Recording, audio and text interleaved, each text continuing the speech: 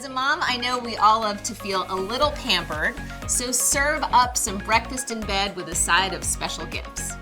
Pancakes are a staple in my family, mostly because it's easy to get the kids involved.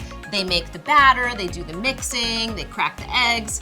So why not make mom some pancakes, but serve it up with some flowers made of fresh fruit. And all you need to do is grab some cookie cutters. Little flower shapes are fantastic. You can get the kids involved in doing this too. And I'm using strawberries and apples. And this is gonna be your fresh fruit on top of your pancakes. Keep the flower theme going with a beautiful bouquet from Hy-Vee Floral Department. These are all so beautiful. I'm gonna go with these. This is one of the Just Because bouquets, but you can make it even more special by getting the kids to write a message on a piece of paper, and then you're gonna turn this into a little cover for your flowers. Now we turned it into something special that mom is really gonna treasure.